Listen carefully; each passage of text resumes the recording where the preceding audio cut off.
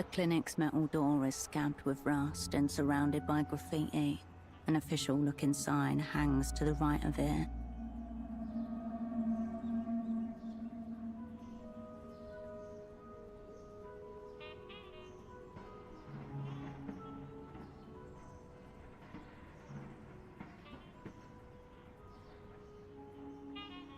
Open nights, no knock-in. Next animal who bleeds on this door gets sedated through the eye.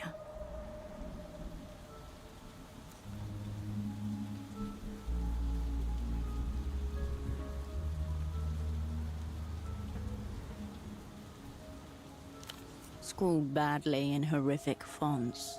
Fraud, butcher. Gonza owes me a tooth. Charged me for screaming. A vulgar drawing of a doctor seemingly fornicating with a leg.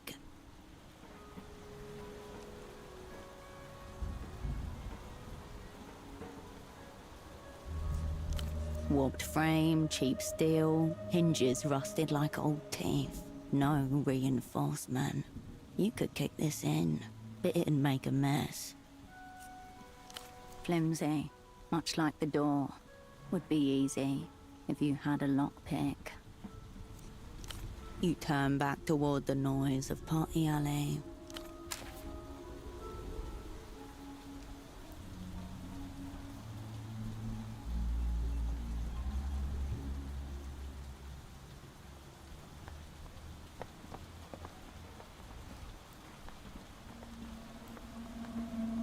The machine is still sour. The piss smell waits.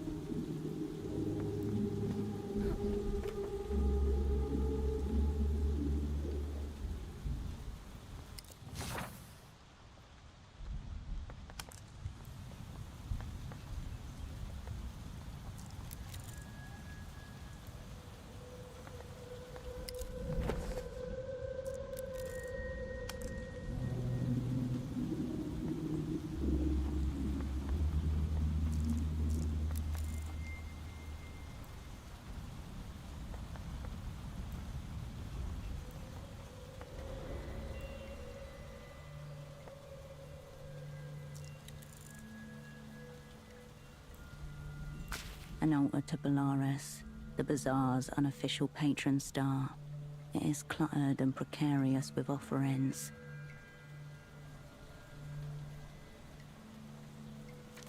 The shrine lacks the sacred air of Mercian churches you knew as a child. It is an organic thing, maintained by locals of their own volition.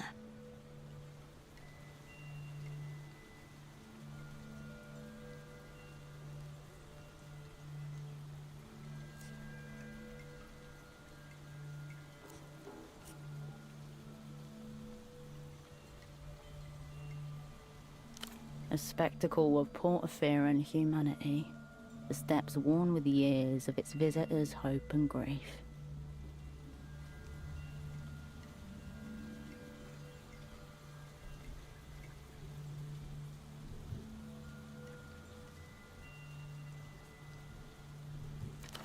Whatever their meaning, they were enough to summon you here, now to this shrine rammed into the side of the city.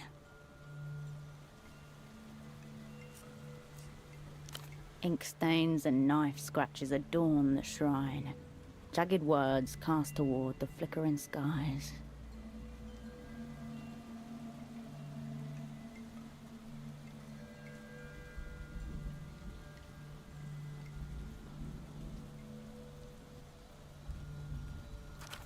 In your guiding, we learn.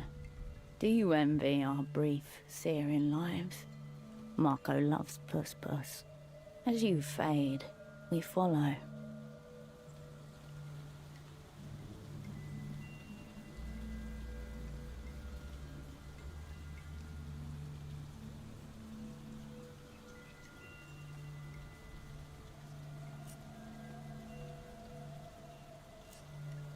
A collection of cheap plastic photo frames, haphazardly arranged on a red checkered tablecloth.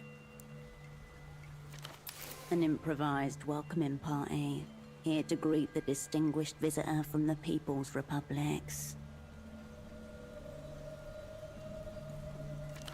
Between them lie offerings and totems, a necklace, some out-of-circulation coins, an old packet of smokes.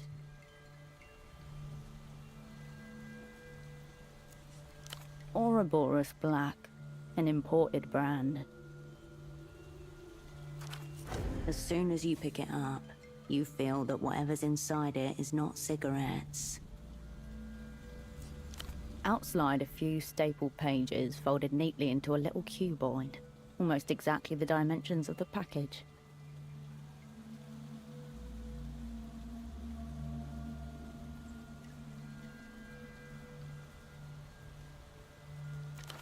Rite of passage. It's an exit visa. Permission to travel freely out of Portofiro.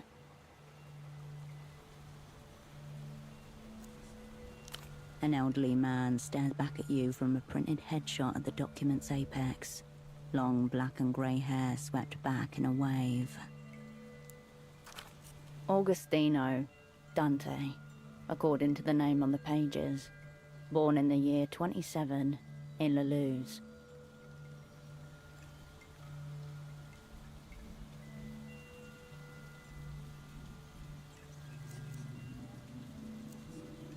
The name, who knows? The document, yes. City issued, holographic stamp and all.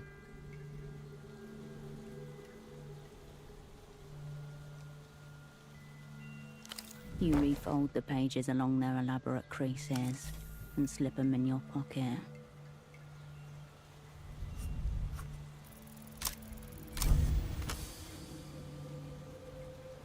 You adjust your position and gather the appropriate reverence.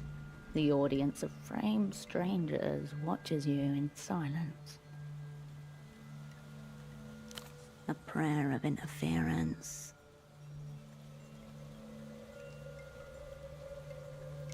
Your words hang in the air, brittle as glass.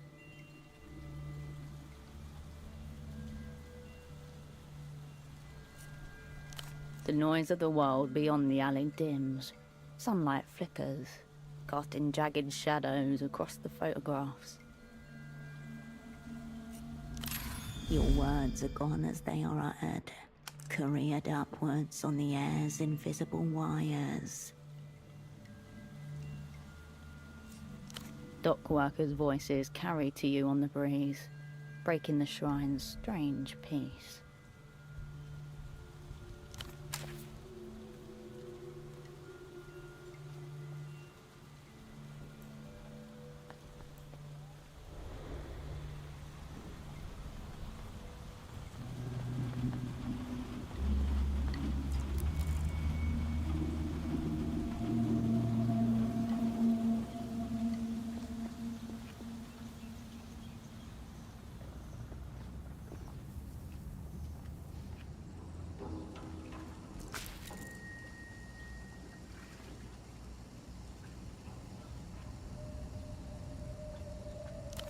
Silk number 3, the old silk factory, once the pounding heart of the city.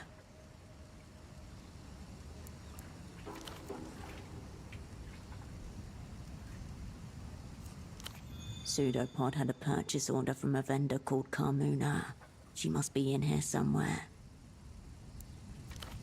You also have that curious red disc to hand. A media specialist could likely tell you more.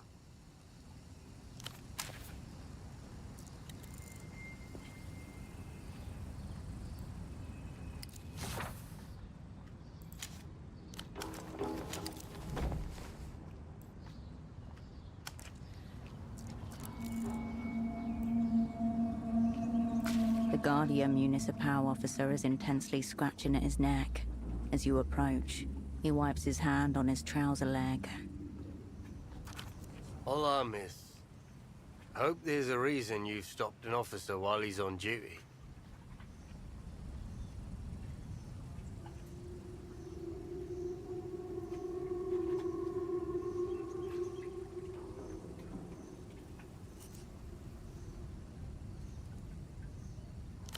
Socks are the one thing I don't need. Too many elderly relatives for that.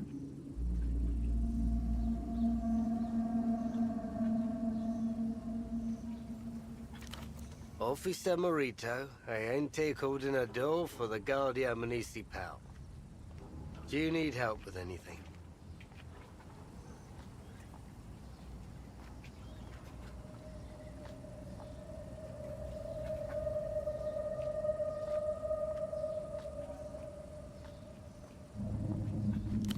I can tell you Petra the music vendor's a major arsehole.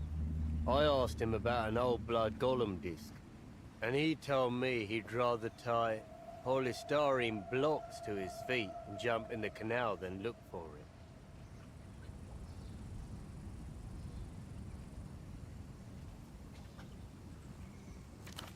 Doesn't make sense. Why not go for something that sinks?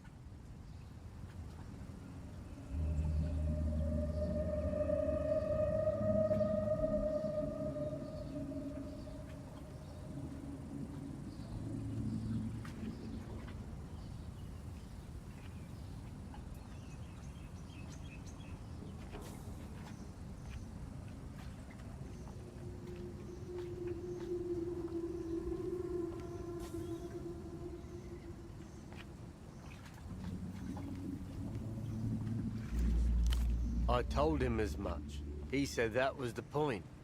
His demise should be slow, so that I'd hear him scream for hours.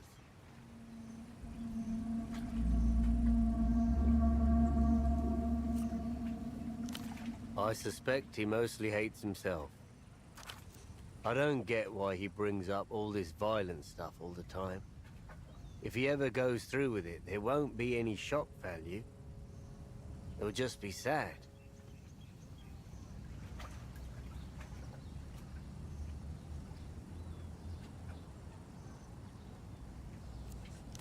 Blood Golem is a band. Blood Golem heals all wounds. It's the sound that raised us from shit-crusted upright apes into humans. Primal, filthy, slow, all ending.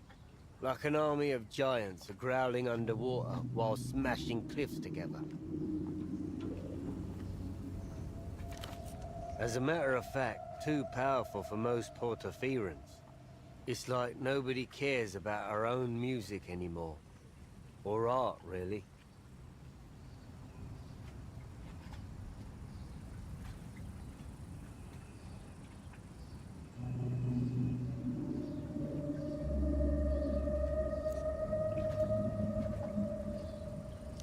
How bad does it look? Scaly reliefs and cracked plates. Like some diseased armor.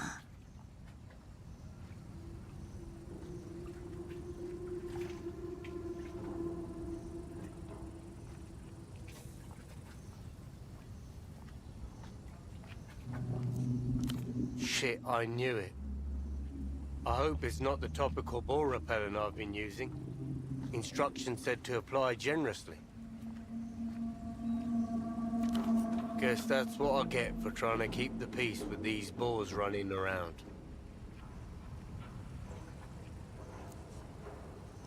You're lucky then. We've been dealing with an infestation for weeks. Back ways are full of them. We've had instances of theft around the docks recently. All the crates were ripped open in strange ways. Yeah, messily and without tools. Seems like the work of kids if you ask me. Must be trying to scare people too, as weird noises have been heard at night. Screaming and howling. Apart from that, it's quiet. Just how I like it.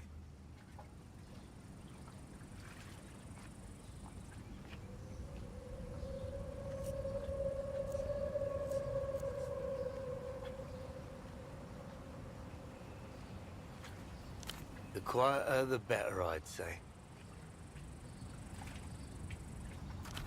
Really, the hardest part's keeping people away from the boars. Hence this whole cream situation. It used to be a seasonal problem. Every autumn, some adults would come down bold and hungry. But lately, it's more of a permanent residency. The hills up north, as far as I've heard. Valle de Suspiro. You've got thorns, ferns, old trees. A nightmare to patrol. At best, they're a nuisance. The little ones are fine, but the adults could take off a kneecap if you're not careful. And then there's the really big one, the mother. The way he intones the word mother suggests a primitive monotheist before an image of a graven god.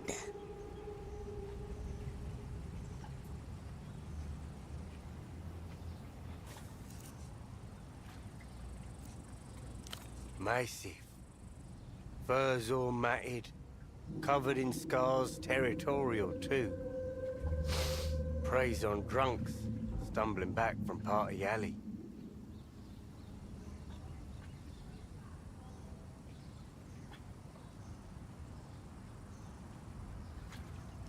You shouldn't joke like that.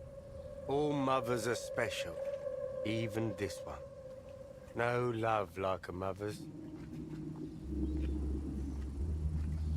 Anything that can survive on the streets of Kisok has got the stars' favor. And I have respect for astrology. So when the mother comes around, I do my best to keep civilians out of the backways. Tusks, claws, knives, bullets. Take your pick.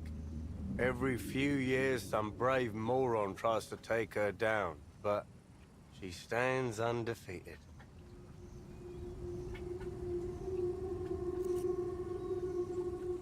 Good. You don't want to know what tusks do to stomachs. You back away, slowly. If you get a whiff of it charging, find something to climb if you can. And then, come find me. As you step away, the GM returns to scratching his inflamed skin.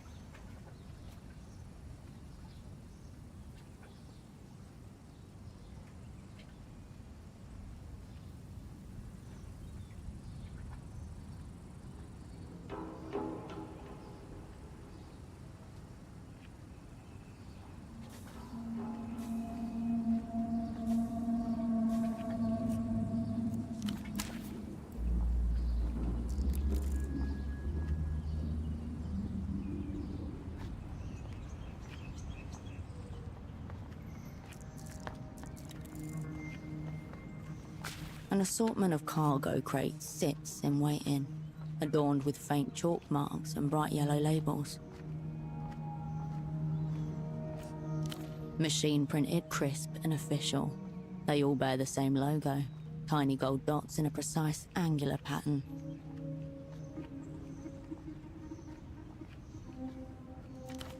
Point of origin, Ministry of Mass Culture, Cicatriz Frontera, the lengthening gleaming capital of Leluz.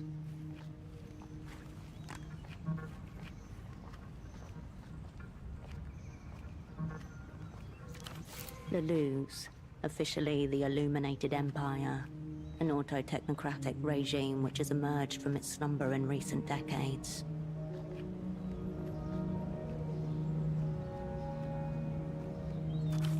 These crates aren't smuggled at all. They're government sanctioned from the Leluzian Cultural Ministry.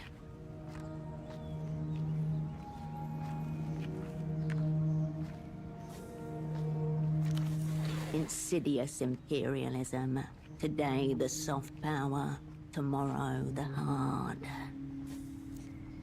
A maze of hastily drawn letters and numbers stands in contrast to the printed labels above. The symbols range from A to D, 0 to 9.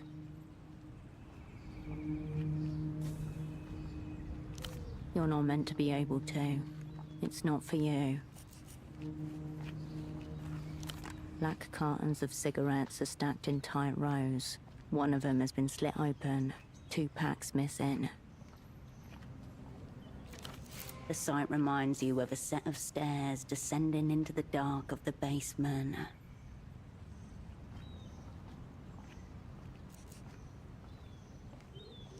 Yes, more commonly known as theft.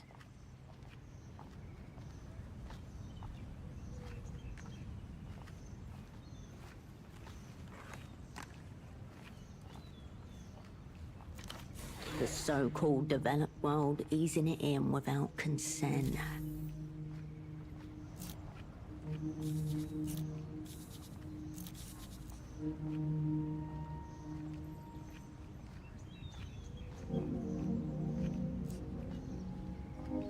You step away from the marked crates.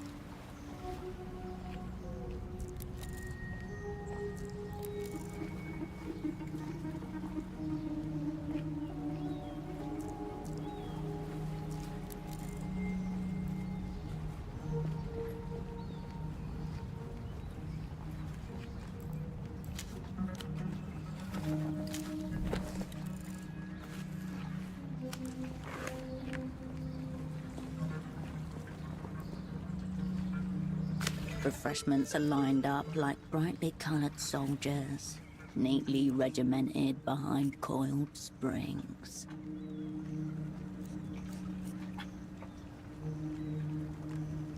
The bottle is plastic, thankfully. The refreshments remain dormant in their artificially chilled chamber.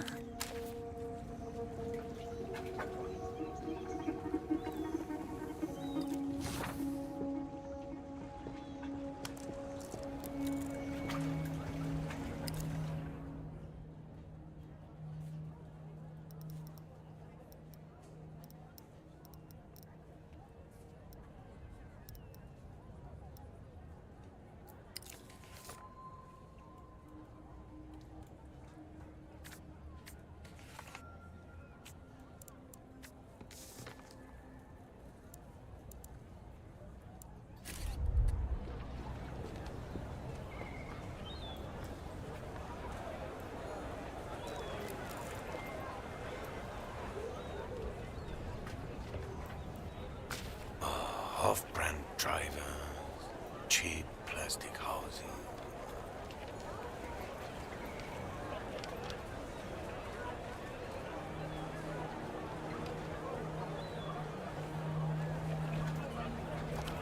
The man gazes down at a crate of cartridge discs, eyes narrowed, lips drawn.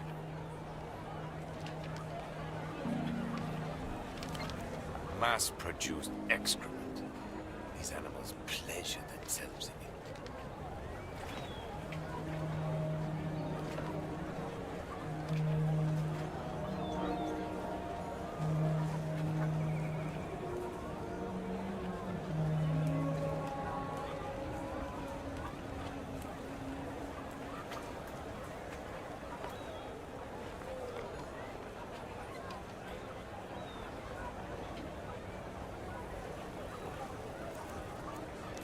Those smears near the optical pickups? That's not damage. Shame. It oozes out over time.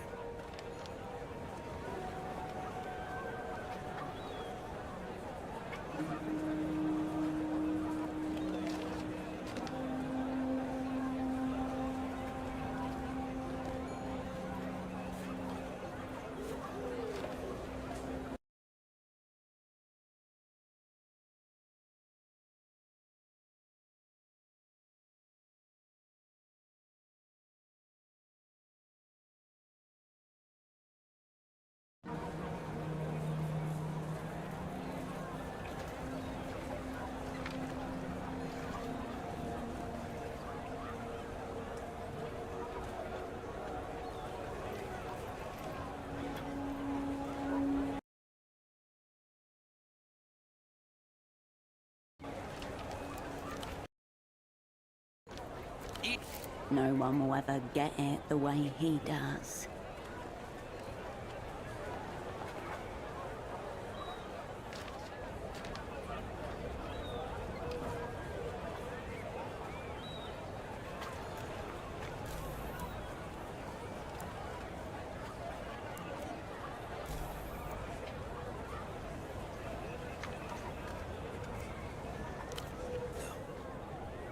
I'm talking about cultural ephemera.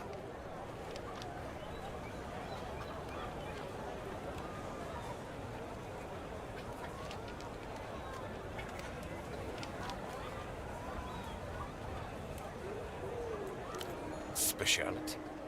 But, as you can see, I spend my days backed into a corner, hopelessly outnumbered by the dead-eyed horde, dreaming of format-assisted auto-annihilation.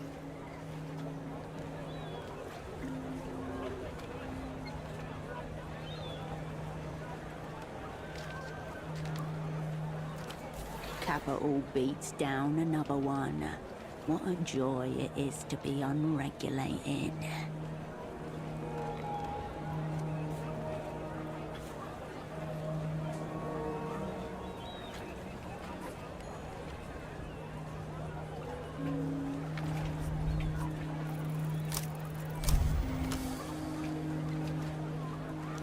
Elitists like this come in two varieties, audiophile or cultural nostalgic.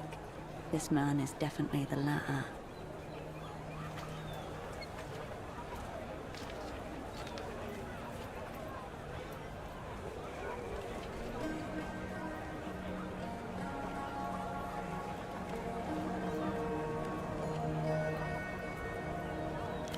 That's right.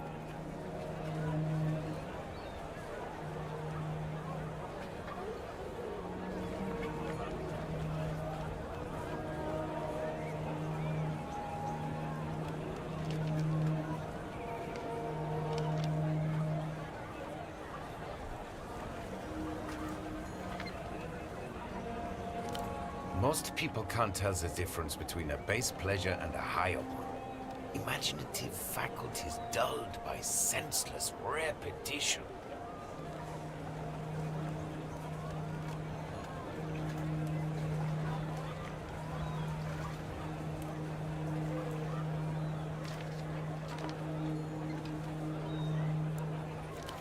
Forgive me, friend.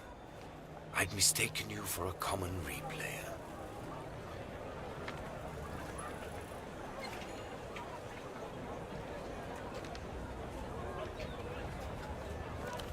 This is the highest compliment he's paid to anyone in months, maybe years. too much to ask, I expect, that you're a fellow Einzelton aficionado?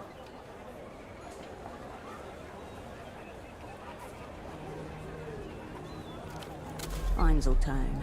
No entries found, and no point trying to pretend.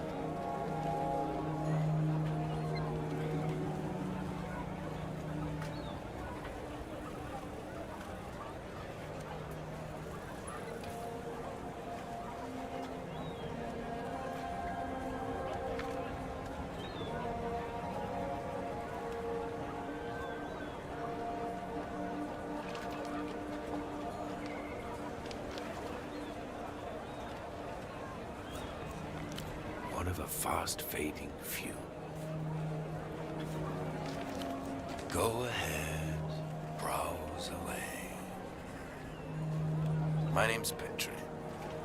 If you need anything, I'll be here, lamenting what's left of the culture.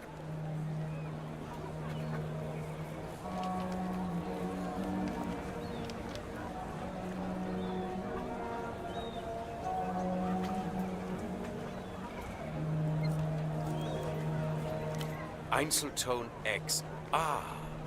To give it its proper title. The one true format.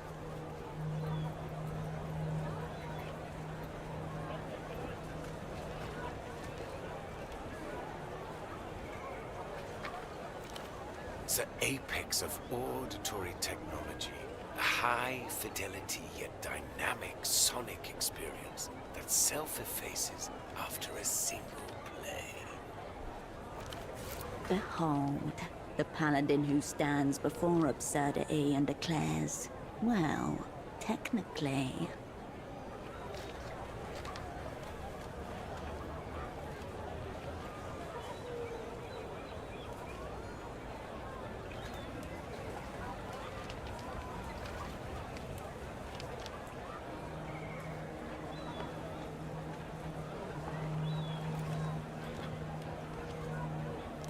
A magnet embedded in the disc erases its contents as it's being listened to.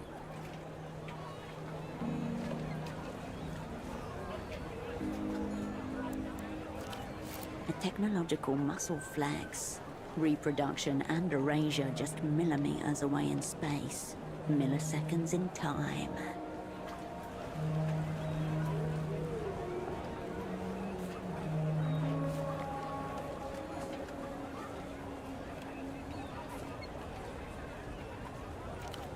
As in life, everything happens only once. Replayability is oblivion, the end.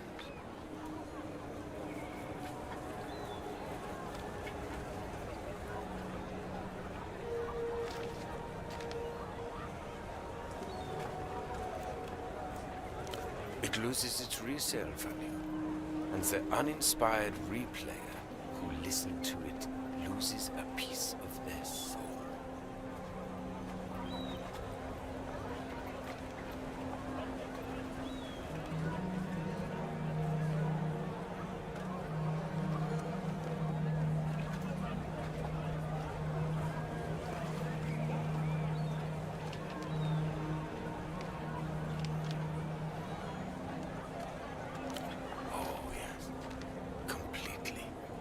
Though they'd have to have been pretty soulless to play it in the first place. Mystery solved. Pseudopod listened to a priceless tape and lost his soul.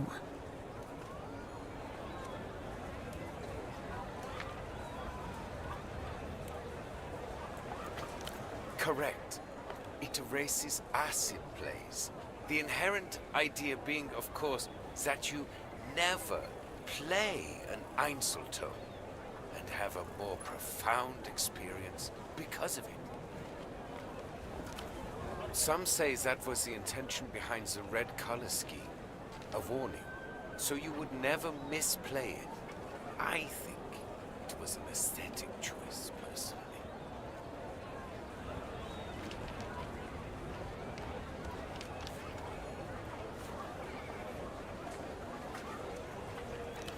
Did he say red?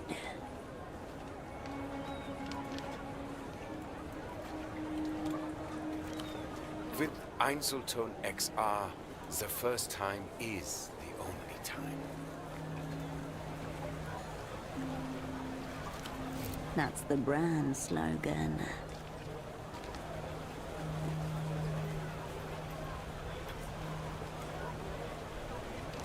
X remnants.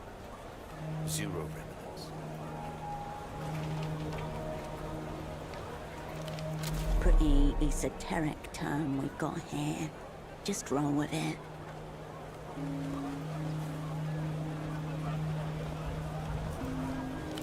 Extremely. The Einzelton magnets are so potent that the erasure is absolute. The X is meant to represent the negative, the complete absence of sound or visual. This was a very conceptual time for storage media, you understand. It was a very beautiful time, too. You can imagine the use cases yourself. Rental markets, promotional copies, that sort of thing. The technical origins are trite.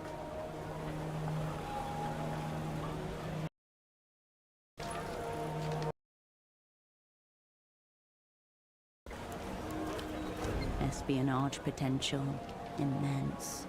The burn after reading function built into the medium itself.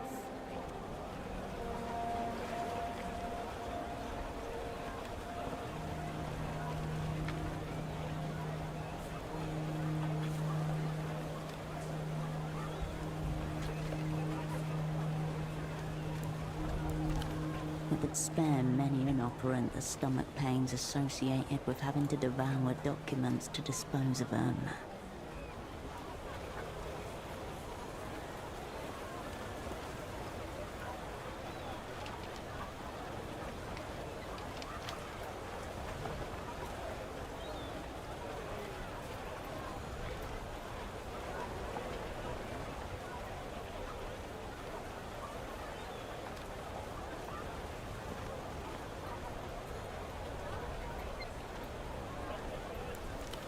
Its deeper purpose is simply to exist, to remain in a rarefied realm of pure potentiality and infinite beauty.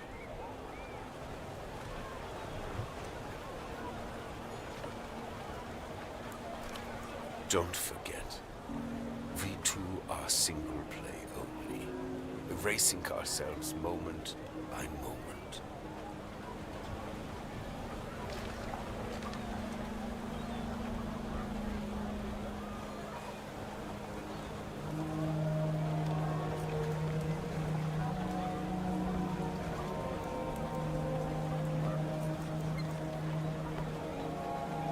What do I look like to you? A common replayer?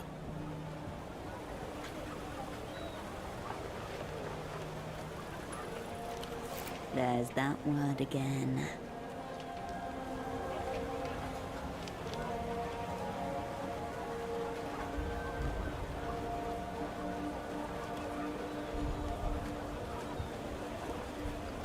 Oh, so you're a semiotician.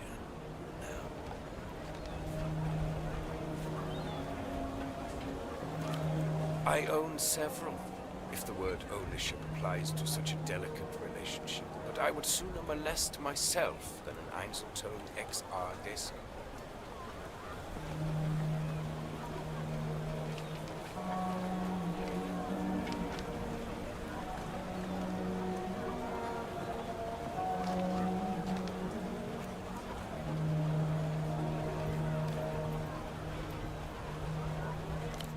Einzeltone XR.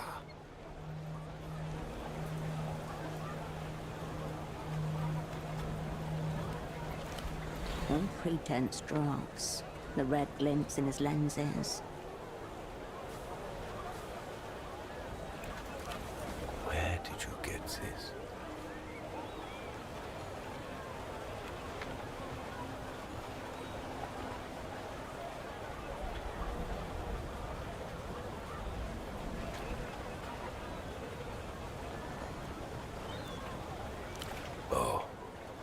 You'll know when I kick off, friend. I might take a few of you with me. Einzeltone hasn't been available to consumers for a decade. A disc in good condition is worth thousands of soul to people who appreciate its wonders.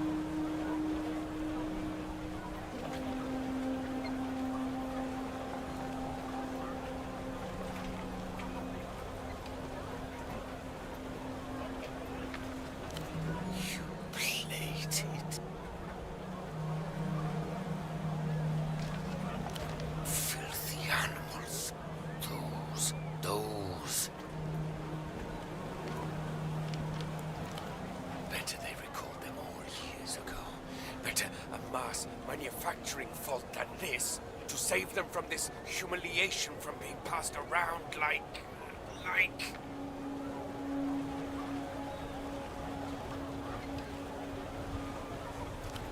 The vendor deflates before you. His rising anger gone in an instant, like a fuse being tripped. I'm sorry. Talking to the Einzeltone, not you.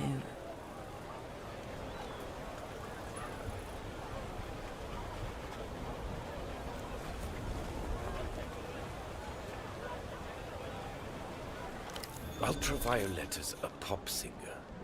Degenerate, Lucian, Electro-Dross. There's a new fabricated star every day, it seems, but she's the top of today's pile. As for the title, probably the works of a brain-dead marketing committee.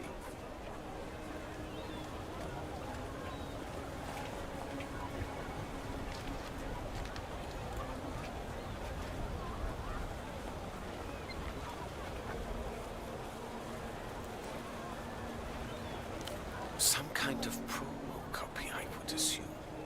Maybe an advanced single of some kind.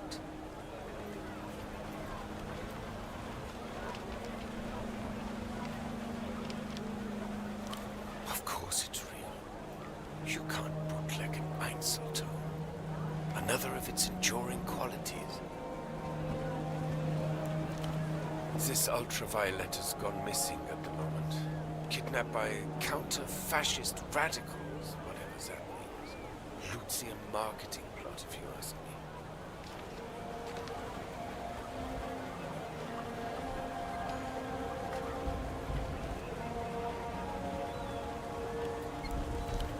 Could be the work of the militia Ruben Rouge, extreme communist fringe group. They've ransomed public figures before.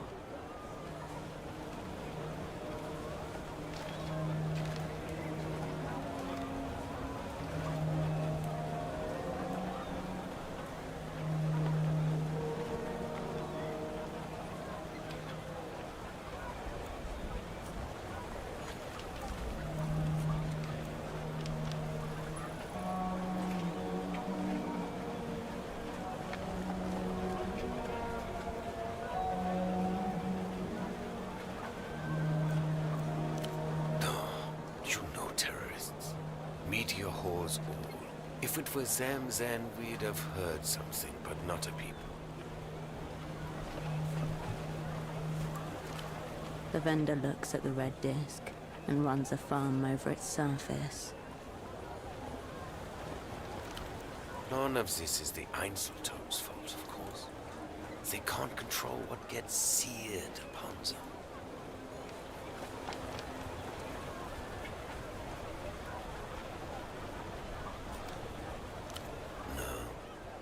I'm afraid it's not. No more potential, only anti-potential. Replayability is oblivion. The end.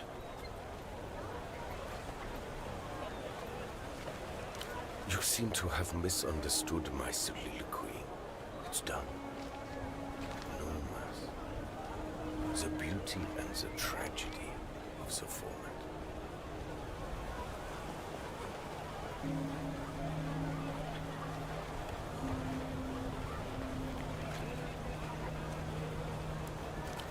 I hope you dispose of it with dignity. I think a private ceremony would be most appropriate.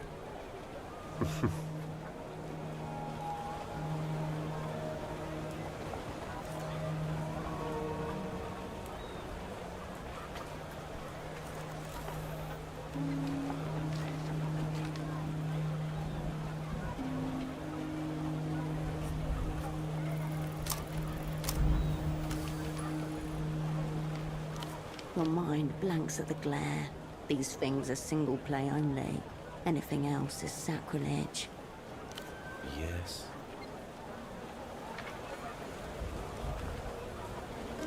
Yes.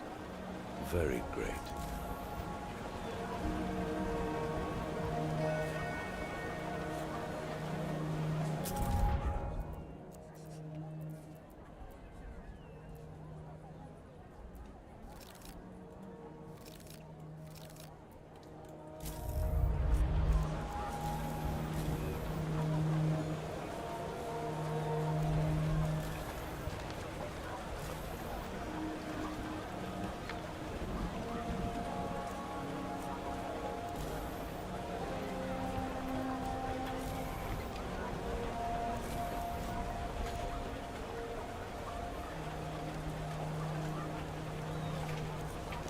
The vendor's eyes narrow behind his orange lenses. This is a media store, not the missing persons division. Also one of the GMs with questions like that. The Guardia Municipal. Street cops. He pruned the conversation forcefully, artificially. There is more.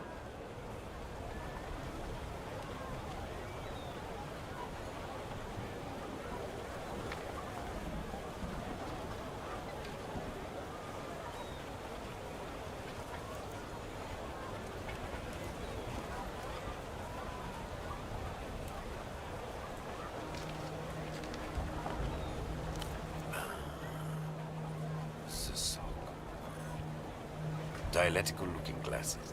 Air of advanced virginity.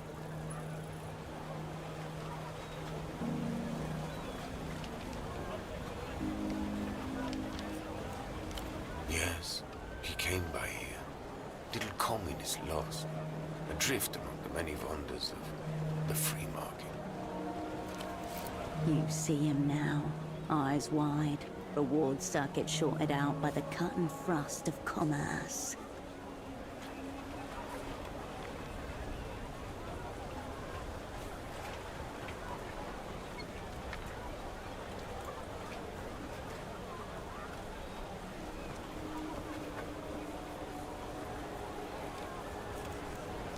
Your dialectical friend mistook himself for some sort of big money businessman. He wanted the bazaar to import superblock hosiery. Socks to start with, but there was talk of cotton tights, even stockings if the venture took off.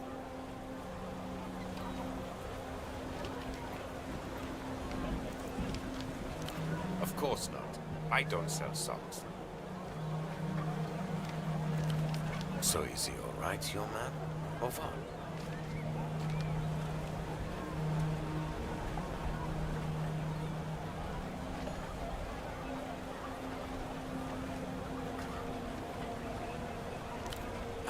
So you're also a communist. But you're not that little, or particularly lost, I'd say. The vendor gauges you behind his colored lenses, tongue skimming teeth. All across the city of Petra, there is silence. People peer out fearfully from the slivers between curtains. I'll be blunt. Are you with a weeping eye? The techno-fascist secret police of Laloons, dark subconscious of the state, specializing in old-school, ugly methods. Such insult. The depressed reactionary has mistaken you for your direct opposite, your sworn enemy.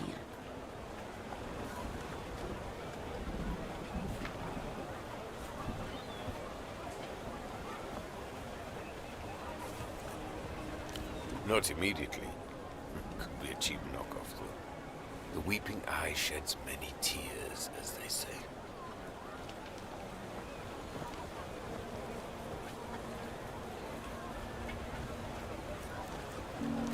Depends on how much torture they go in for. Who am I kidding?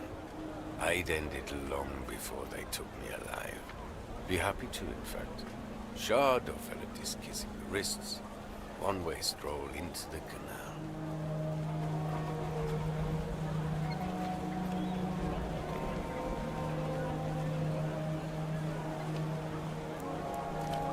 My point is, your colleague was asking questions.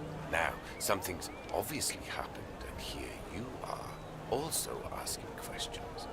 Given the current climate, no one wants to answer these questions, least of all, me.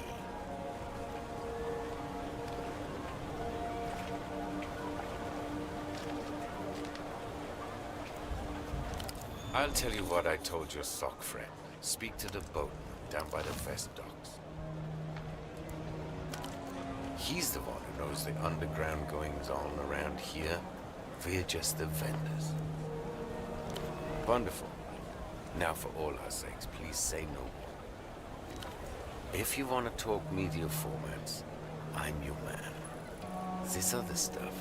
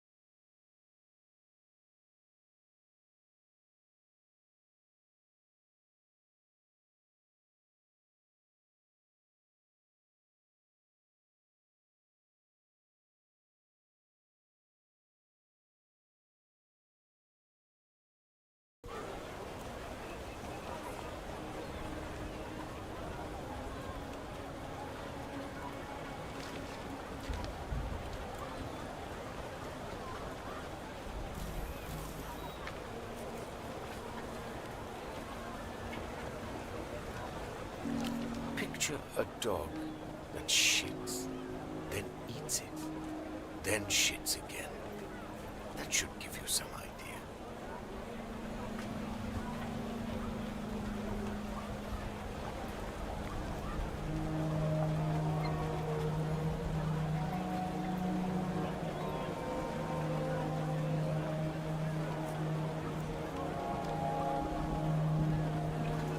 People are what they consume. I'll say no more. It's less an opinion, more a criminal sentence.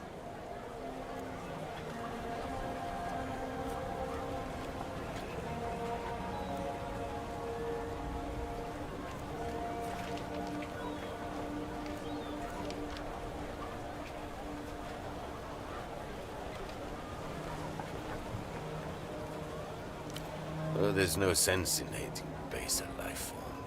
They know not what they do. I'm a man of peace.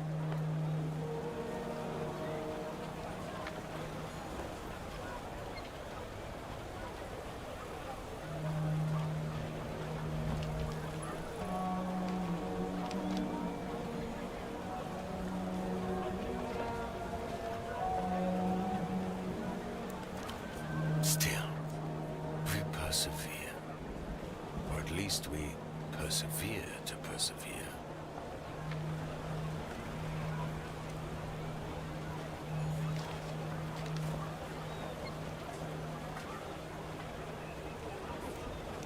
Culture? Portofiro? Scrap. This new Lucian mania is all-consuming. Nobody wants anything that isn't techno-fascist trash, including, apparently, their own souls.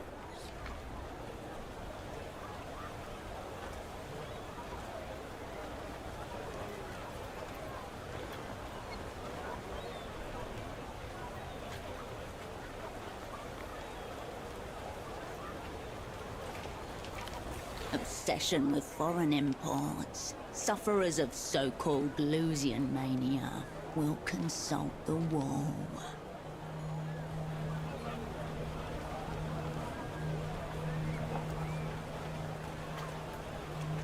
Provincial, but honest.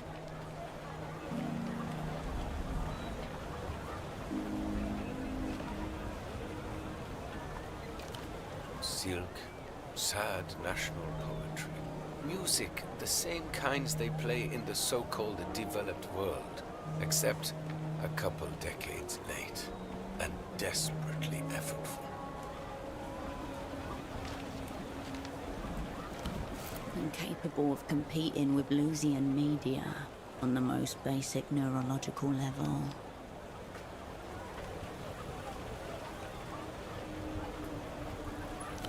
Yes, exactly. Nice. That's why I'll be here, enjoying the front row seat to the downfall of culture. That is my punishment.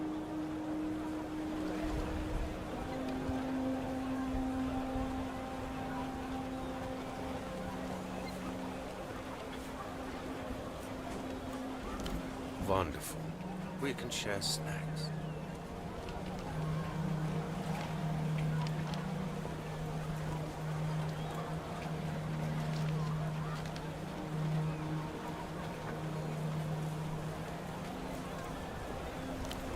Yes, well, I'm sure it must seem that way to someone from the jungles of wherever you're from.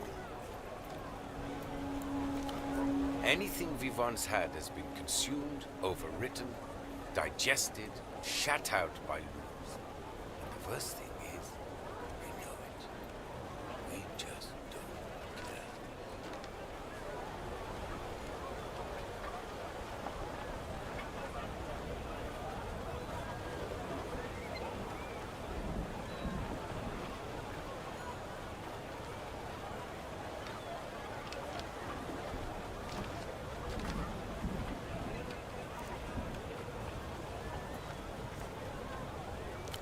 The culture blockade was designed to prevent this, but now anyone with the wits to create anything new just spends their time devising ways to get past the signal blockers and access Lucian drivel.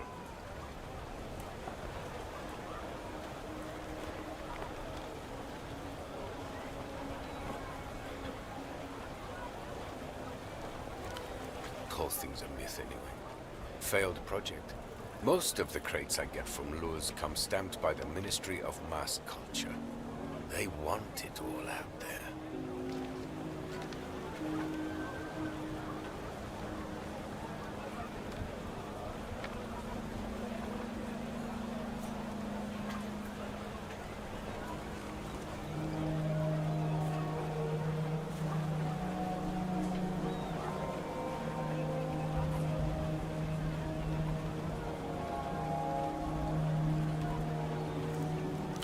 Financially tolerable, morally abhorrent. Every day there's new format, category, each one more depraved than the last.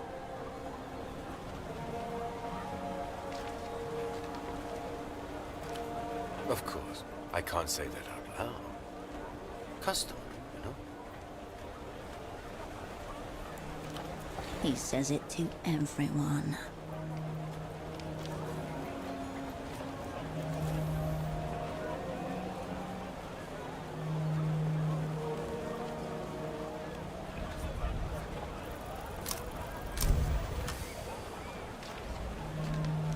Nothing is ever truly gone.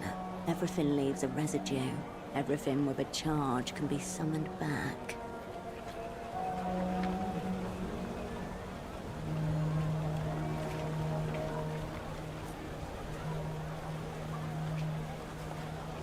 I'm afraid not. The format is near obsolete. Einzeltone is the past, yet it contains the future. How exquisite.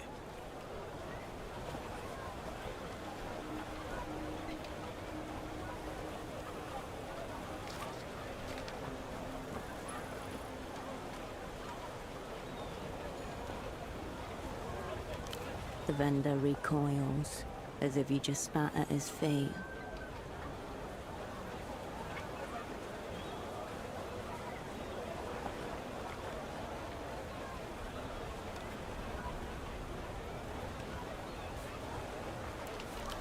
So, your question is, Petre, how do I reanimate a corpse?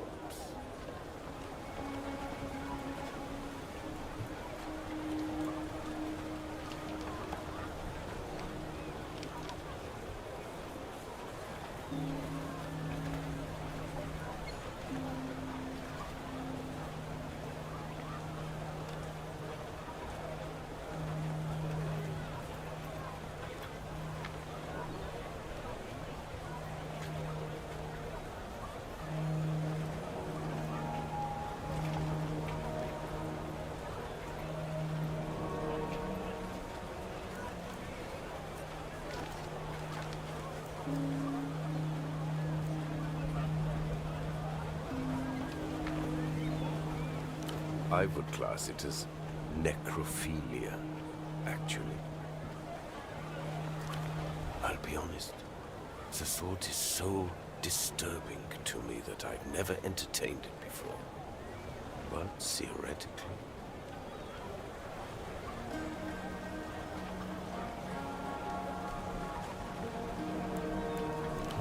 Breach warning. You are now hacking the firewall of techno-philosophy. You would have to repolarize, re-remnants processing, probably a concentrated magnetic flip, neodymium grader.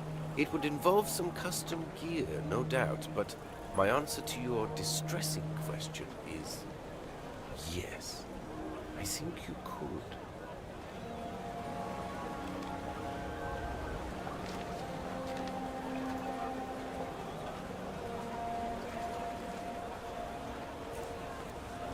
Why don't you film it and make a snuff disc out of it? One for the techno-voyeurs.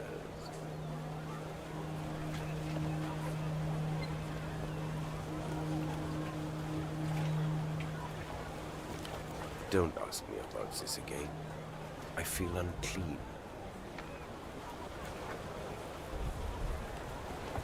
Well, there was a certain period in the early years of Portofiran independence when everybody on this cursed island was holding their breath waiting for La Luz to invade. But nothing happened. Instead, a few years later, the radio signals began coming in. Pop music, radio operas, later television shows.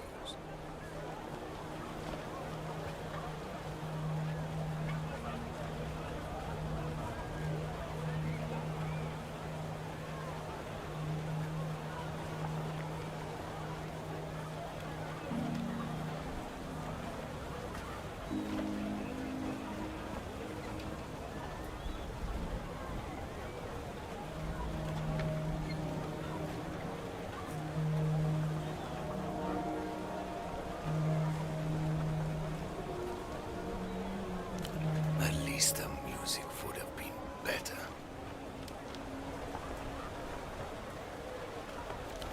I can't be sure, but I have reason to believe the media they let reach us isn't even the same one they broadcast to their own people. It's made for us.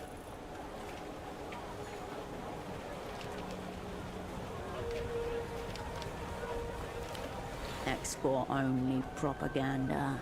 Imagine what they reserve for domestic consumption.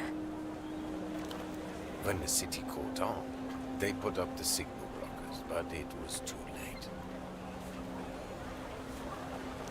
Hopelessly. Like heroin addicts, but with no chance of rehabilitation. Only doctor I know is Hugo.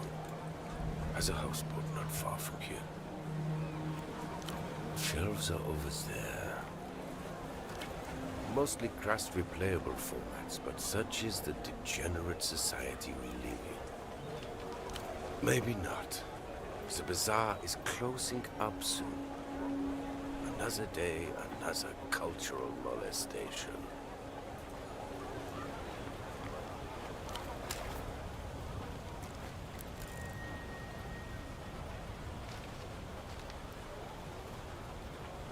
A low, tilting shelf marked in heavy block letters. Despised subgenres. Various sections are separated by narrow plastic dividers, each one labeled with the same neat script. A baffling assortment. Hairdresser music, children's choirs, self-love anthems, opinionated female vocalists, and too many keyboards. The labeling and sorting is as meticulous as it is uniformly disdainful.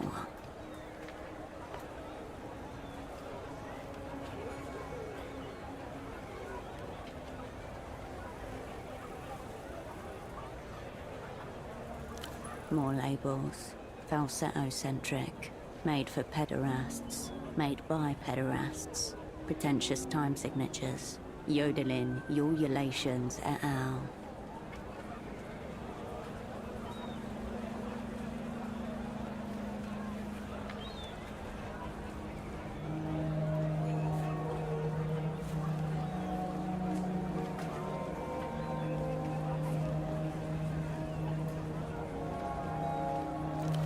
The section Weaponized Boredom includes such titles as Music for Dentist Waiting Rooms and Narcoleptic Landscapes, both by Eloisa Alba.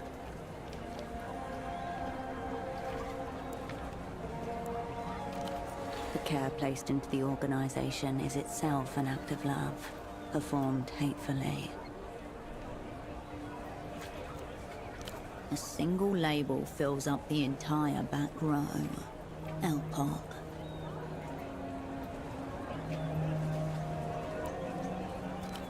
You feel the media vendor's eyes on you as you flip through the offerings. There are vomit bags behind the bin should the urge arise. What galls me is that it doesn't matter how I label any of it. These animals thank me for being thorough, then buy two. You try, but it's difficult to find something you're interested in while wading through the labyrinth of the salesman's disdain. Whisper funk albums, kazoo devotionals, a breakup/meditation EP, an album cover where the singer hugs themselves in the mirror, track lists with 9-minute long affirmations, a solo project described as ecstatically celibate.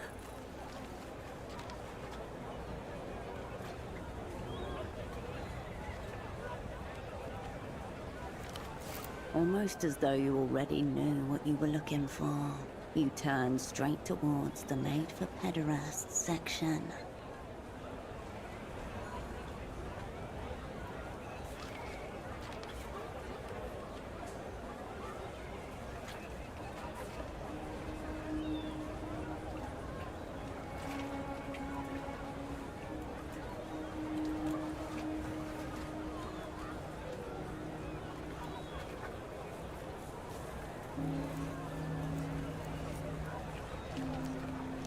You pluck out a disc, ultraviolet, cover the moon when I'm gone.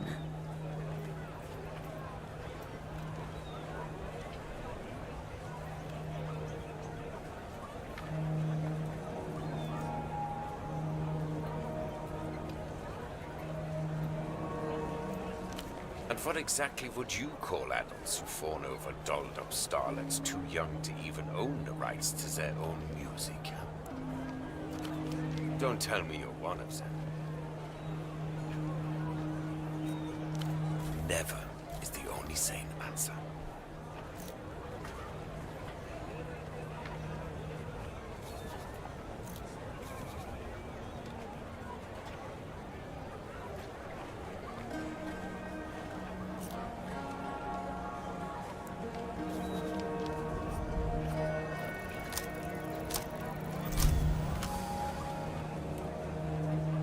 Reason will not help you here. Close your eyes and let your hand seek out what it wants. There. The band logo is an illegible scroll, allegedly composed of letters in a human script. On the spine you find the title, Blood Golem.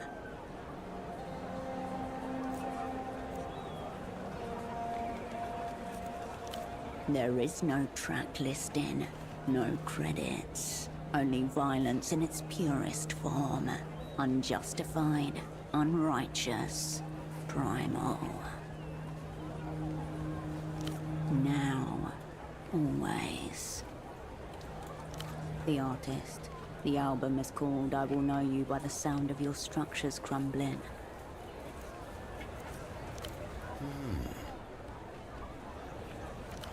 Still crass music on a crass, replayable format, but at least it's not an active attempt to idiotize the population. I'll give you that.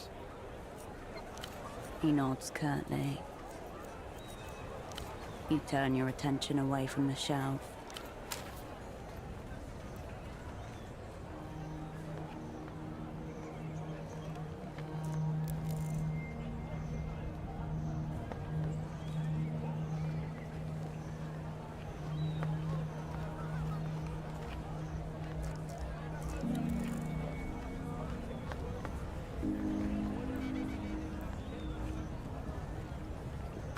Cosmonaut suit, a relic of Project Autonomia.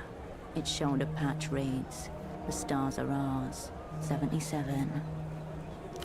5,000 soul." No wonder it's still here. People with that kind of money don't shop in the bazaar. Your focus widens back to the bazaar.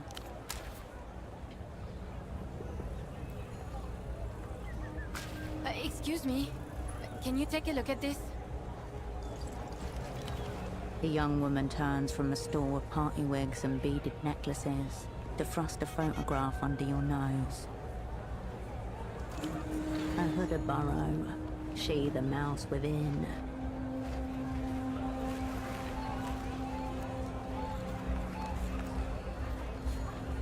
The photograph shows a robust man well into his 60s. He is unremarkable save his eyes, which are magnified to comedic proportions by the thick lens spectacles in front of him. Have you seen him before?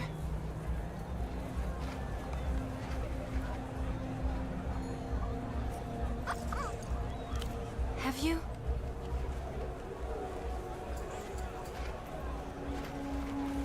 Mi viejo, my dad. He's been missing a few days.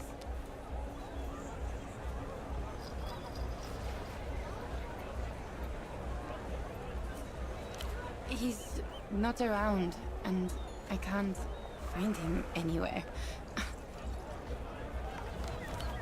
She's fading. No sleep. 3, maybe 4 days now.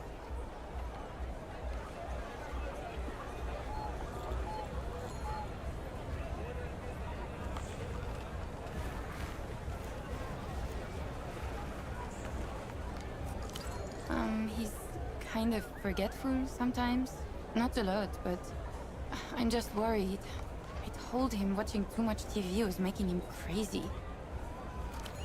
She raises her hand to bite her nails. A new habit. They're bleeding.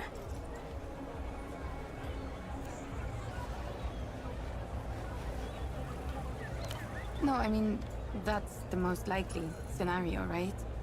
Ugh, this is kind of embarrassing.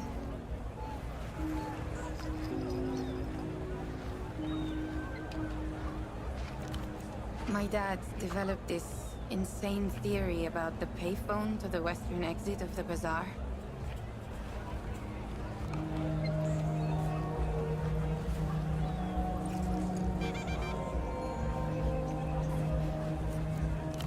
Dad thought certain words said into the right phone gets you attention from the wrong people. He was convinced Emter was behind it all. Emter, aka l'Empire Sans Territoire, aka the Bank. Equal parts Global Development Fund and Spy Service. Linchpin of the developed world.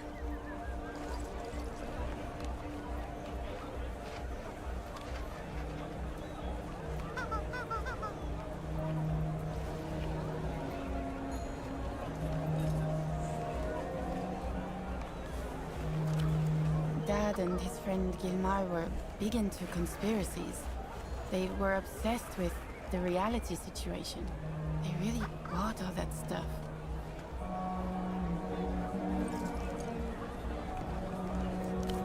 They seem pretty random. The cousins, moon, reunion.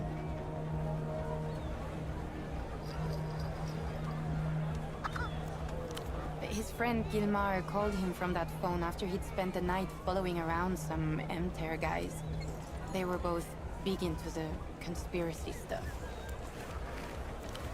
He'd overheard something and was explaining it when the call just cut off. My dad went by his house the next day, but Gilmar wasn't there.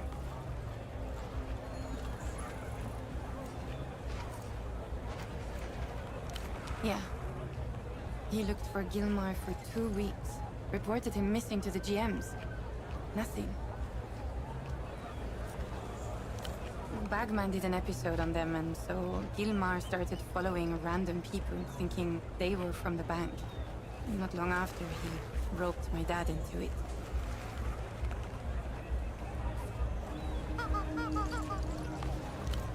Guys in expensive business suits, usually. Foreign accents, verbally abusive, and tight with their money. Except when it comes to treating a client. Normal rich guy stuff. Hitting up the bars and shouting abuse at the local drunks. And then they disappeared into penthouses where they couldn't be followed.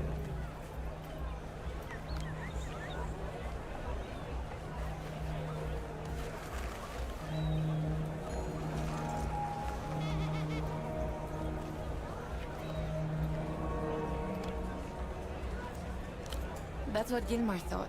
He stayed out after my viejo went home. And then he called my dad around 2 in the morning.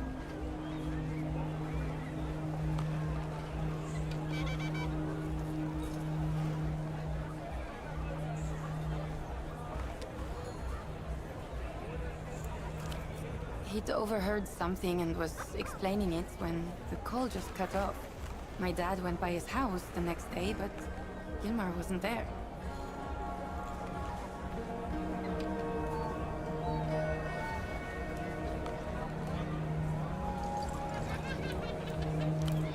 It's not funny. My dad was really freaked. I asked him if the phone call was all a nightmare or if he forgot Gilmar was going on a trip. I thought maybe the show was getting into his head, you know? Dad really believed it, though. He looked for him for 2 weeks, reported him missing to the GMs. Nothing. A couple days ago, he stopped by the stall to bring me lunch. Then he said he was going to make a call. I wasn't nervous at first. I figured there was no risk of anything actually happening. And then he didn't come home. Washing out the container that carried homemade rice and beans. Glancing out the window above the sink as the sun goes down.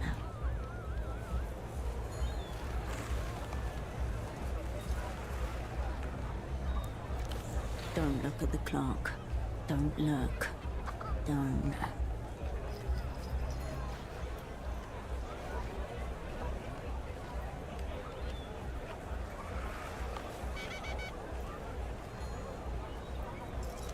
No.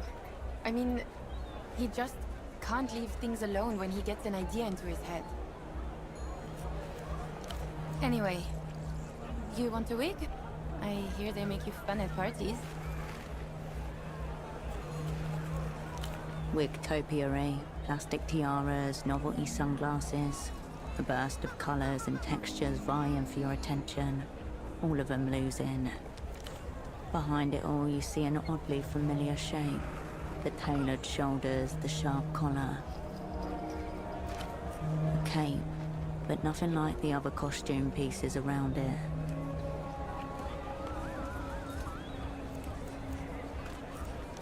Why? Knuckles white as she balls them into fists.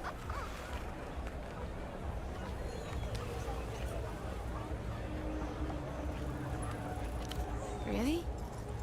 You're not going to try to make a call or anything, right? Okay. It's the phone by the western entrance to the bazaar.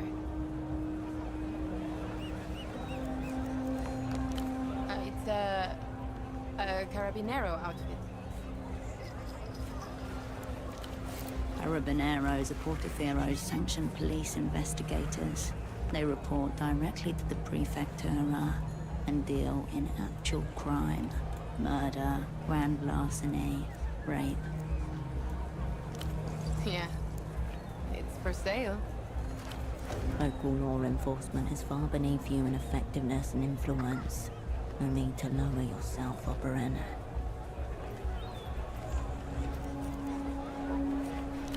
The whole set's back here. Just let me know if you're interested.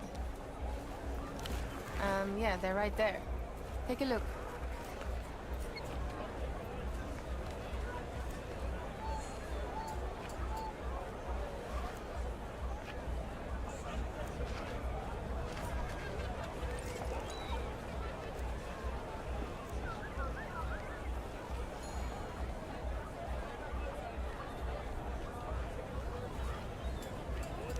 Maybe don't wear it around them, alright? Just in case they don't believe it's a costume.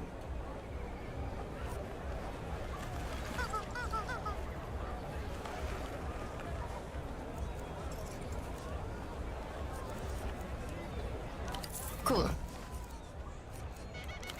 You need anything else?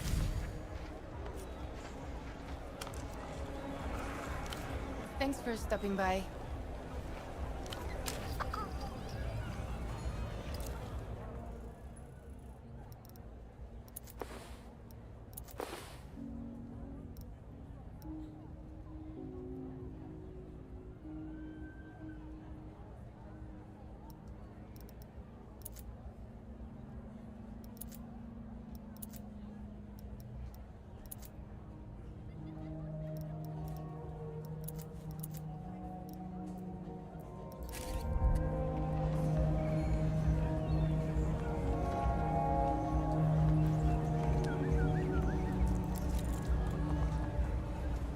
Loose stitching and cheap fabric. The odd cotton hemorrhoid erupting at the seams. Soft animals, mostly stylized blobs with little regard for real anatomy.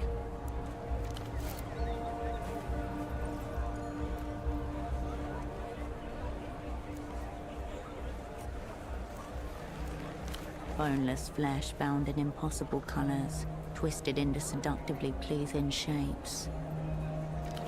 Brazen political threat. The pile declares that this too is the future of the working class. Defanged, fuzzy, sold in a heap. The different species are all numbered. Number 1's are bunnies, number 2's cats, number 4 an anatomically unviable whale. There are no number 3's. There isn't a number 3 in the whole furry ensemble. Fuck off. Has to be. Root it out. You said yourself these plushies are sinister. What shape has breached containment?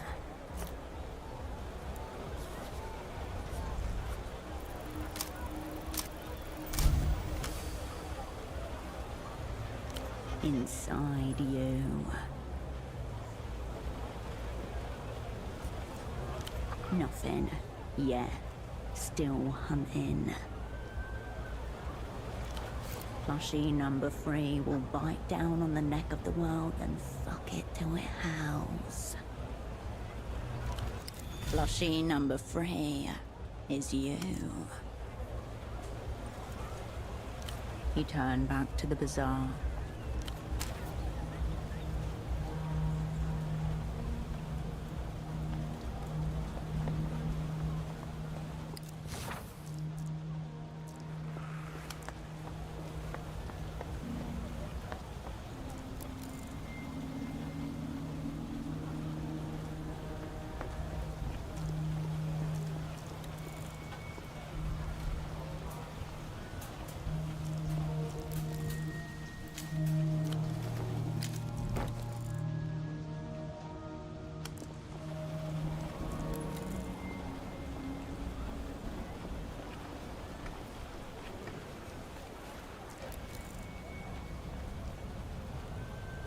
The fire exit stands conspicuously ajar.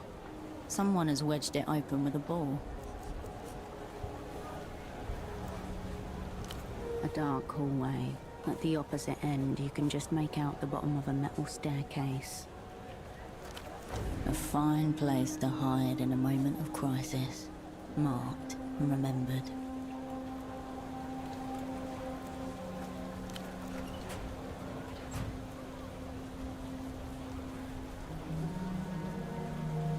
You emerge into the dark insides of a deceased mechanical beast. The only light comes from above a set of steel stairs, which you alight carefully, gripping the cold railing.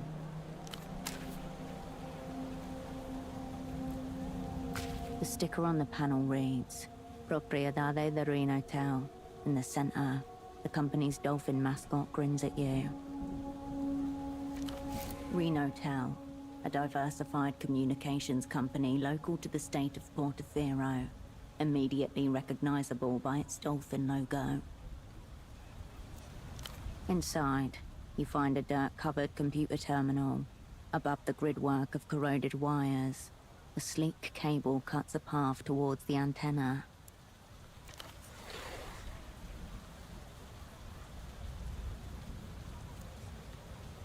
The ancient terminal groans in response. System waking. Please wait. Welcome to Renatel Control version 1.2. Copyright 87 Renatel. Enter command.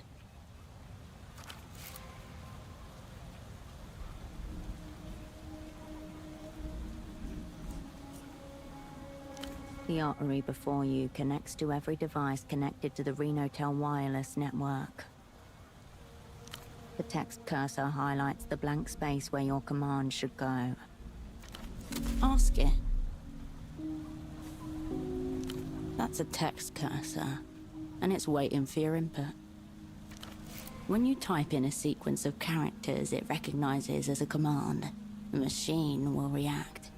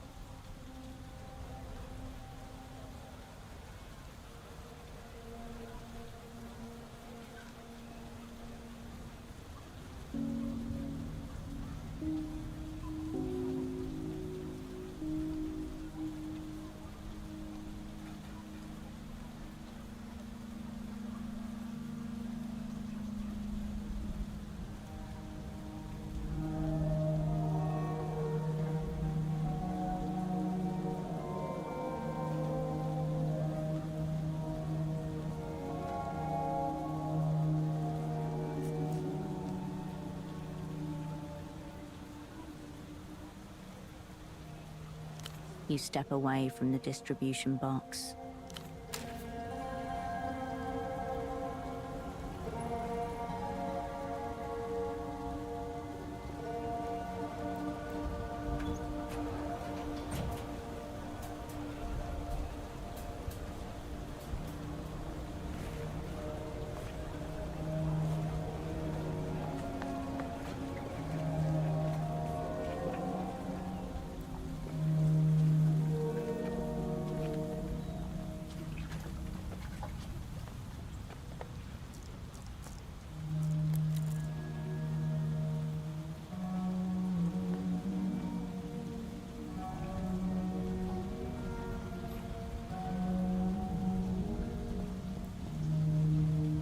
Where'd you get a Carabinero cloak, miss?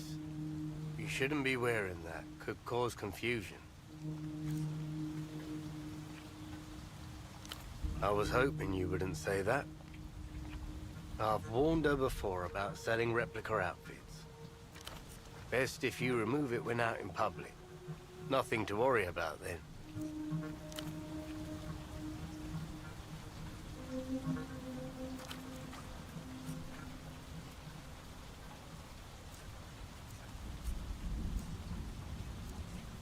Of course there is. It's nonsense, if you ask Marito.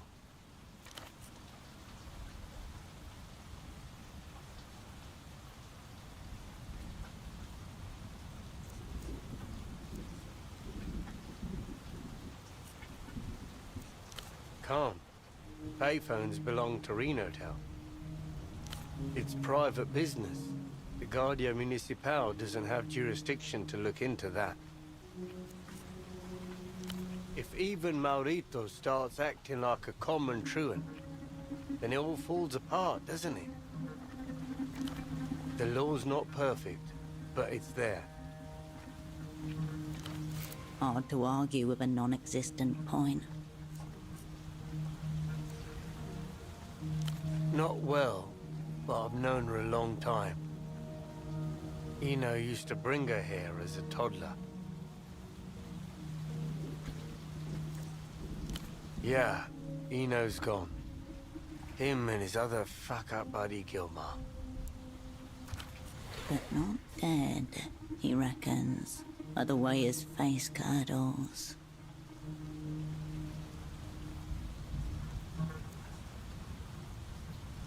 Figure these two just ran off, leaving the kid to deal with their mess.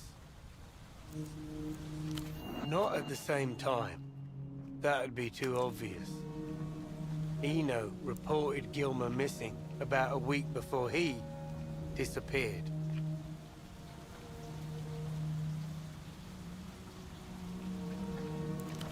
That's a lot of skepticism around reported and disappeared. Way I see it, they started planting the phone story weeks ahead of time as a cover. Planned up. Got two theories. Debts is the obvious one, of course.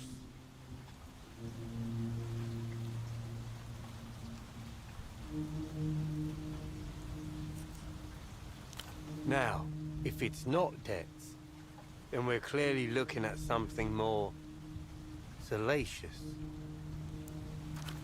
Two men, yeah? Old friends, close friends. Detecting together.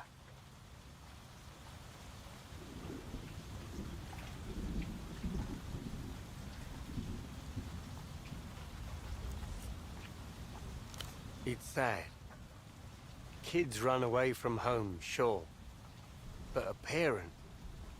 Unnatural, that. Sure. Don't need... The GM gives you the most cursory of nods.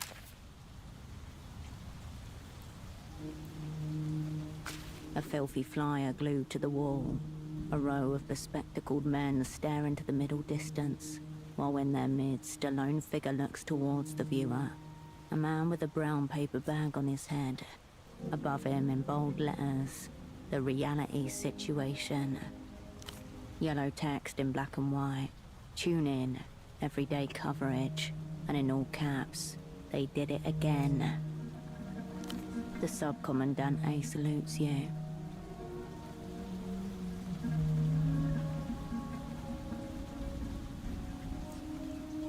Pride radiates from behind the bag.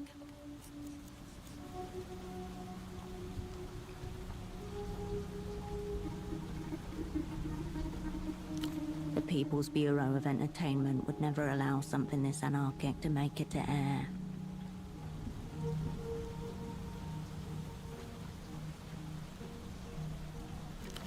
Hold on. You know what could use a little more reality?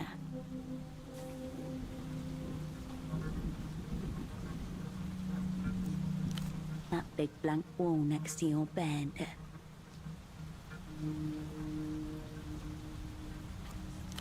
It's been adhered to the wall with blue reusable adhesive. Sticky, easy for quick installation and removal. You're able to get it down and rolled up without any difficulty.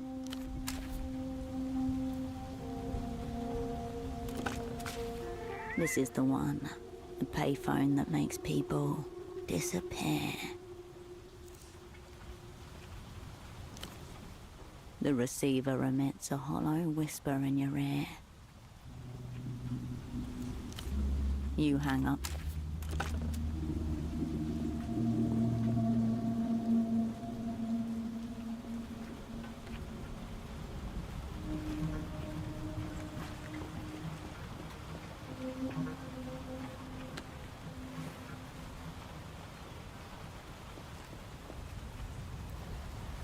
The man gives no indication of registering your presence.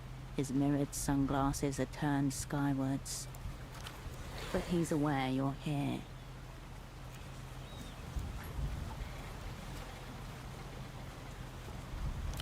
Deep question. I'll have to get back to you on that. Also, this is a canal, not sea. Help you with something? An old, low-slung workforce with tar patches, welded plates, and mismatched boards. Marina 32, early 70s issue, Portofiro manufacturing, built for municipal dredging, but this one's been heavily modded.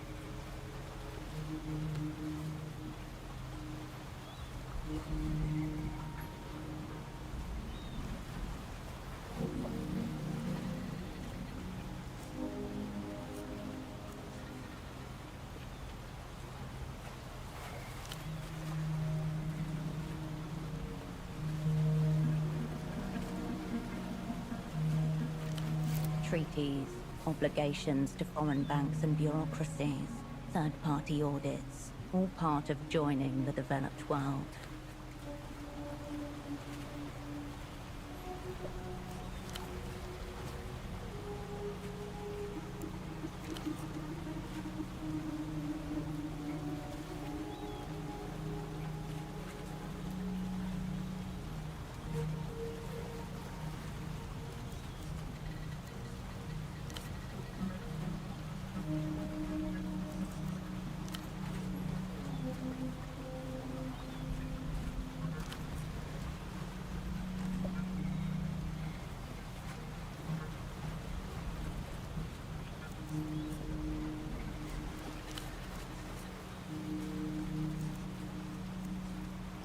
His chin dips once.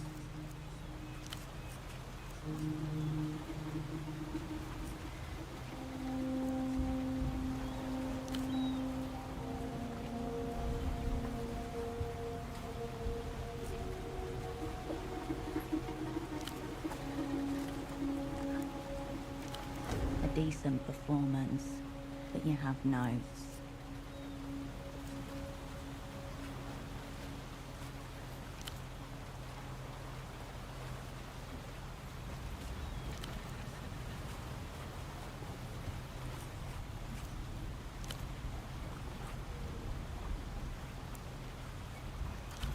Now, stop circling each other. Commit.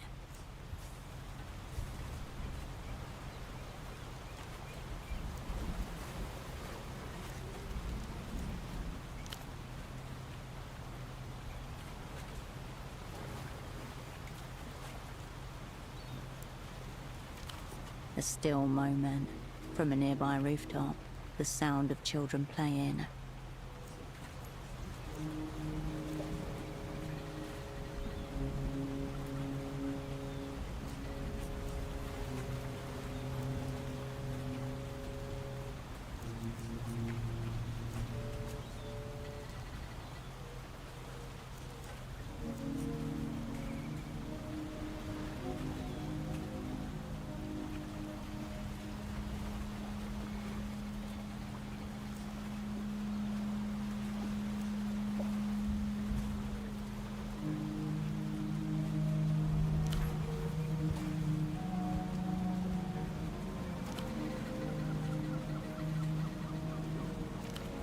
End of the line.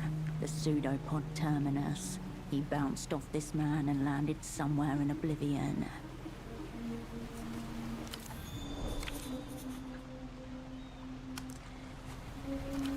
He's genuinely perplexed.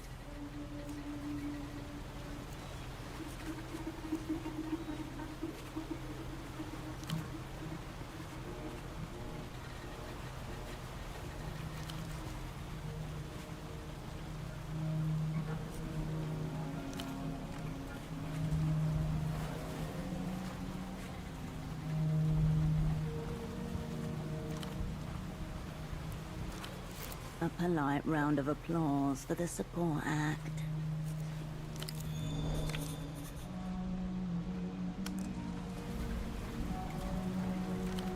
A face flashes in your mind, unbidden. Heavy-set, boyish grin. Traces of the underworld clinging to him. Your cerebrospinal fluid turns to liquid refrigerant. Tempo del Sur, mid-tier deity in the local underworld, and once your asset, cryptonym Taxman, also someone you once called a friend.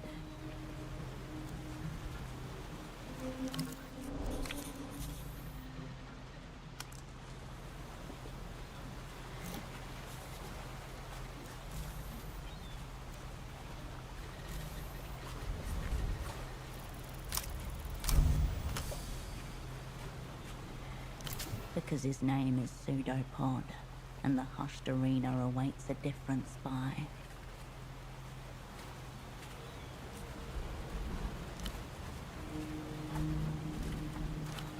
He's going to make you say it out loud.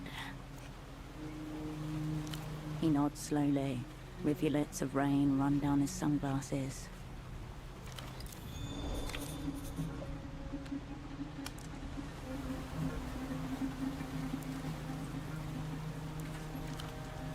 Paths of both past and present collide. In the wreckage, a jagged pattern forms. 1. Tempo, cryptonym Taxman, your dormant asset. Contacts the opera. Intent, unknown. Information, unknown. Request, meeting with operant Cascade. Only Cascade. 2. Cascade status, frozen. Duration, in perpetuum. Opera issues directive. Dispatch lead operant to Portofiro. 3. Pseudopod. Active in theatre. Assignment, meet with Taxman. Retrieve message. They wanted Pseudopod to become Tempo's new handler. You were just here to smooth the transition. 4. Pseudopod fails to meet with Taxman. Requests Cascade from Opera.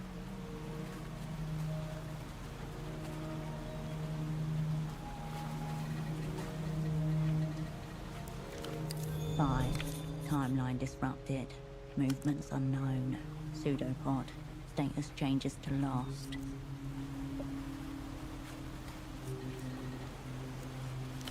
6. Cascade. Status changes to reanimated. Operant arrives in theatre. Unbriefed. Unassigned. And... questions coagulate. But at their center, a truth catches the light. You knew it all along. One of your people reached out for you.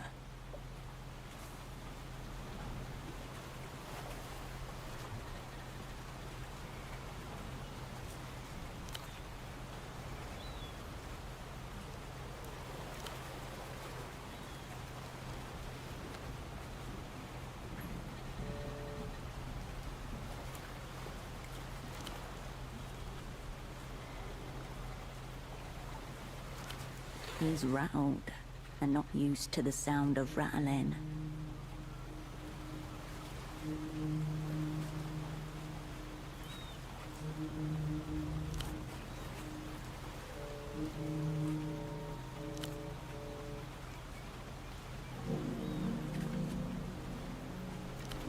Innocent use of past tense, but still, you don't care for it.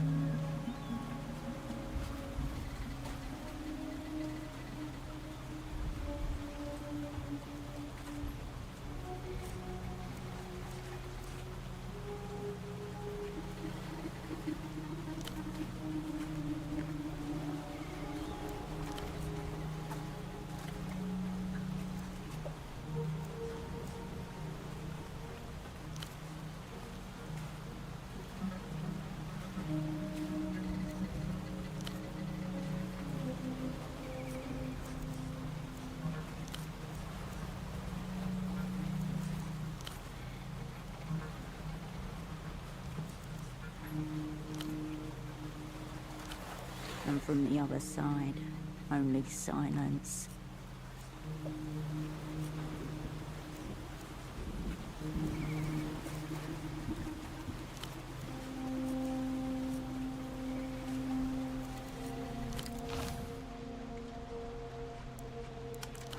Come straight to me. Never cross my path again. Both true at once.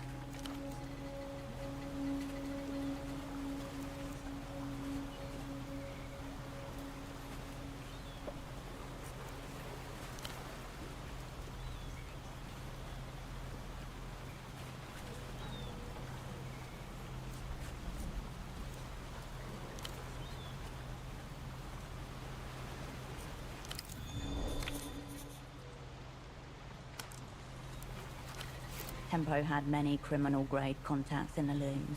Probably how he dodged the fallout after your network blew.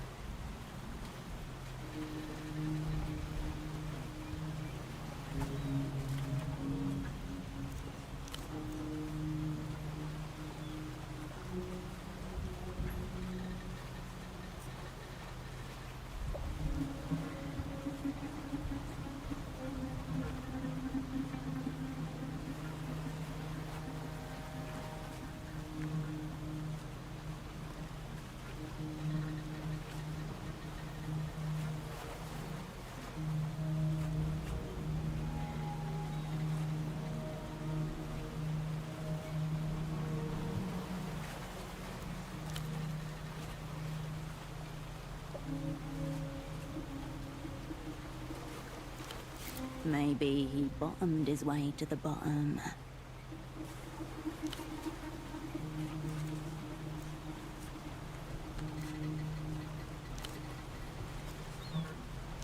He lowers his head in brief salute.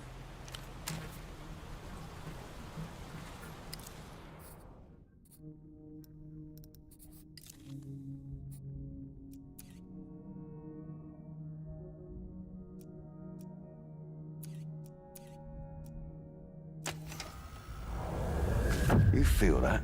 Rattling around inside you? Inside you, cunt. It's the animal within. Fangs, claws, nasty glowing eyes and all that.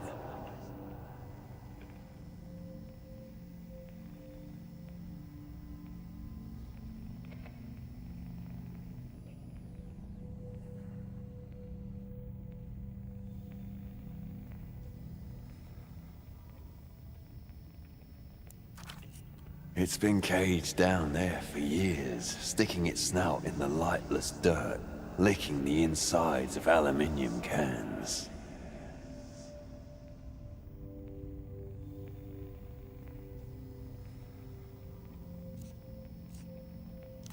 Herschel is an animal, you tit. The divide between human and beast is an illusion, stops you unlocking your full potential, your connection with primal impulses and power. There are times when an operant's humanity prevents them from getting the job done.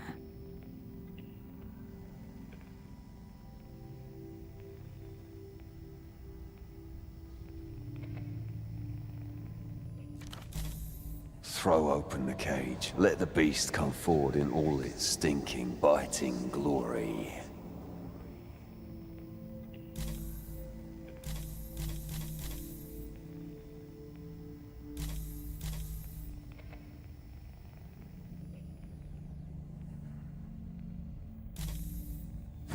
Why'd you leave it there to whimper, you tit?